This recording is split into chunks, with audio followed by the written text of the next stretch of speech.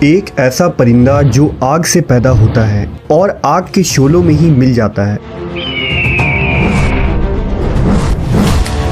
اس کی زندگی لافانی ہے، وہ تمام پرندوں کا بادشاہ ہے۔ کیا عربی داستانوں کا یہ پراسرار پرندہ صرف ایک افسانہ ہے یا قدیم زمانے میں یہ سچ میں وجود رکھتا تھا؟ اس ویڈیو میں ہم دنیا کے سب سے پراسرار اور دلچسپ پرندہ سی مرغ یعنی فینکس کے متعلق جانیں گے۔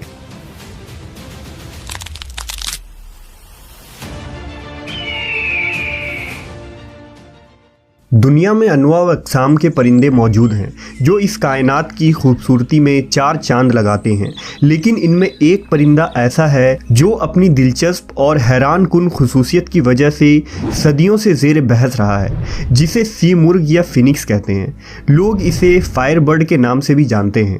عربی یا فارسی میں اسے عنقا یا ققنس کہتے ہیں، آریہ لوگ اسے امر پکشی اور ترکی اسے تغرل یا ہما کہتے ہیں۔ یہ پرندہ اپنی غیر معمولی لمبی عمر کی وجہ سے مشہور ہے۔ دراصل اس کی زندگی لافانی اور نا ختم ہونے والی کہی جا سکتی ہے۔ اس پرندے کے متعلق مشہور ہے کہ یہ پرندہ 500 سے 600 سالوں تک زندہ رہنے کے بعد خود کو جلا کر راکھ کر دیتا ہے اور پھر اسی راکھ سے اس کے نسل کا نیا پرندہ جنم لیتا ہے۔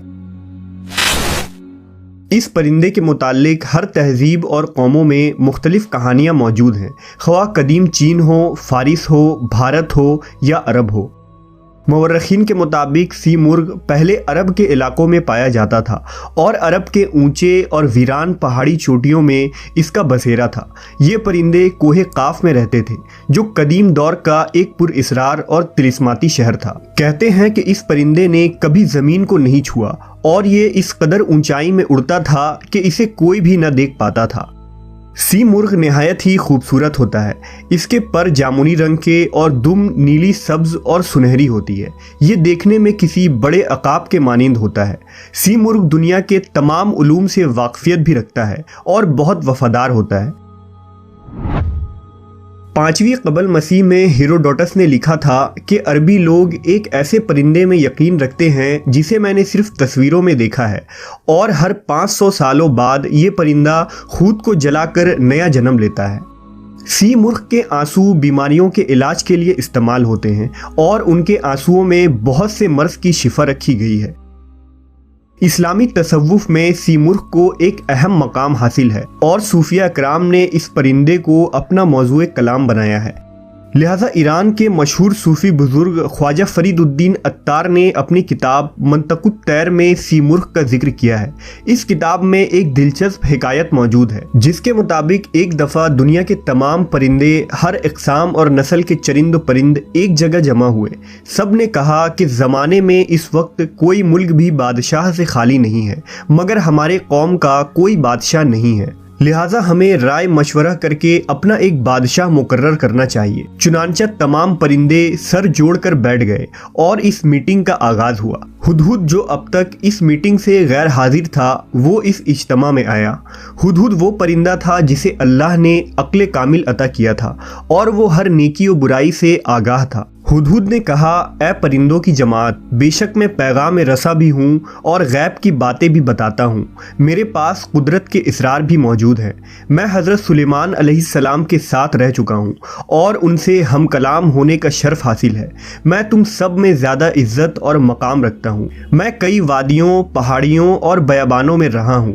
میں اس پرندے کو جانتا ہوں جو ہم سب کا بادشاہ ہے۔ اگر تم میرے پیچھے چلو گے تو میں تمہیں اس تک پہنچا سکتا ہوں۔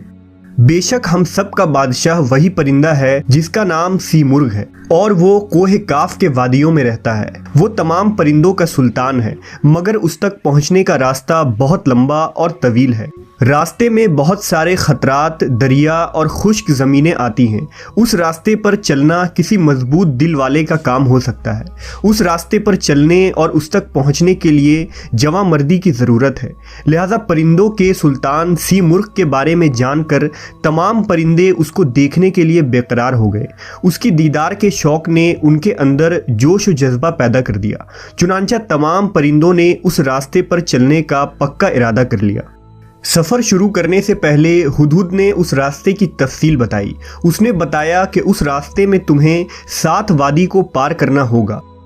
پہلی وادی کا نام استغنا ہے، یہ بے نیازی کی وادی ہے جہاں ہر چیز کی حیثیت کم ہو جاتی ہے۔ دوسری وادی عشق کی وادی ہے، اس وادی میں جو بھی جاتا ہے وہ آگ بن جاتا ہے۔ تیسری وادی طلب کی وادی ہے، اس وادی میں تکلیفوں اور مشکلات کا سامنا ہوتا ہے۔ چوتھی وادی معرفت ہے، اس وادی کے بے شمار راستے ہیں جہاں چلنے والا کھو جاتا ہے۔ پانچویں وادی توحید کی وادی ہے، اس وادی میں کثرت بھی وحدت نظر آتی ہے اور یہ راستہ ایک پیچیدہ راز ہے۔ چھٹی وادی حیرت کی وادی ہے، یہاں صرف درد اور حسرت ملتی ہے، ہر طرف افسوس ہی افسوس ہوتا ہے۔ اور ساتویں اور آخری وادی فقر و فنا ہے، یہ وادی فراموشی اور بے ہوشی کی وادی ہے، یہاں پہنچنے والا دیوانہ ہو جاتا ہے اور یہاں گم ہو کر رہ جاتا ہے۔ پرندوں نے سفر کا آغاز کیا۔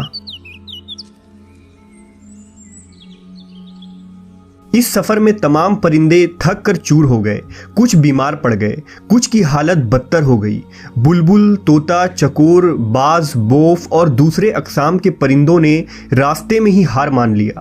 پرندوں کے بالوں پر خون آلود ہو گئے، وہ آہوزاری کرنے لگے۔ انہوں نے ایسا راستہ دیکھا جس کی کوئی انتہا نہ تھی، ایسا درد دیکھا جس کی کوئی دوا نہ تھی، ان کی کمر ٹوٹ گئی۔ ہزاروں پرندے تو درد اور تکلیف برداشت نہ کر پانے کی وجہ سے راستے میں ہی مر گئے۔ انہوں نے ہدہد سے کہا کہ ہم اتنی مشکل وادی کو پار نہیں کر سکتے، لہذا ہدہد نے ان وادیوں کے درمیان ایک جگہ پڑاؤ ڈالا اور تمام پرندوں کو جمع کیا۔ ہدہد نے کہا، میں نے تم سے پہلے ہی کہا تھا کہ سی مرغ تک پہنچنا اتنا آسان کام نہیں ہے، لیکن تم مجھے اپنا رہبر مان کر میرے پیچھے چلتے رہو اور ان مشکلات و خطرات کا ڈٹ کر سامنا کرو۔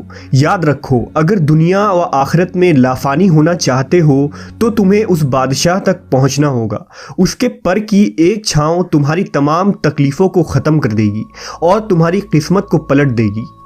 اے پرندوں کی جماعت، اس دنیا میں تمہیں تھوڑے ہی دن رہنا ہے، پھر ایک دن تو تمہیں موت ضرور آئے گی، لہذا دنیا کی نجاست میں کیڑوں کی طرح مرنے سے بہتر ہے کہ تم اپنے سلطان کے بارگاہ میں جا کر شہید ہو جاؤ اور عزت کی موت مرو۔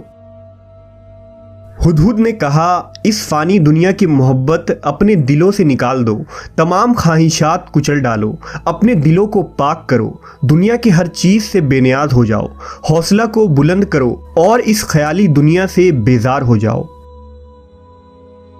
پرندے پھر سے حوصلہ مند ہو گئے، ہمت باندھا اور ہزاروں لاکھوں پرندے صف بصف اور قطار در قطار ہدہد کے پیچھے چل پڑے۔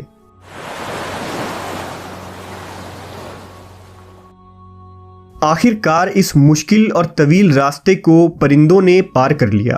اس لمبے سفر میں صرف 30 پرندے یہاں تک پہنچ پائے۔ ان تمام وادیوں کو پار کر لینے کے بعد وہ کوہ قاف میں داخل ہوئے۔ اس وادی میں داخل ہونے کے بعد جب انہوں نے اپنے آپ کو دیکھا تو ان کے جسم پر بالوں پر موجود نہ تھے، ان کا جسم آگ میں جل رہا تھا۔ تمام پرندے فانی ہو گئے تھے، دراصل انہیں ایک نئی زندگی مل گئی تھی۔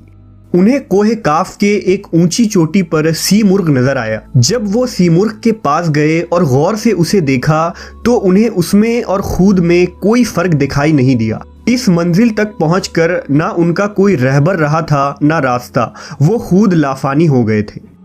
لہٰذا اب انہیں پتہ چل گیا کہ جس سی مرغ کی انہیں تلاش تھی دراصل وہ خود ہی ہیں۔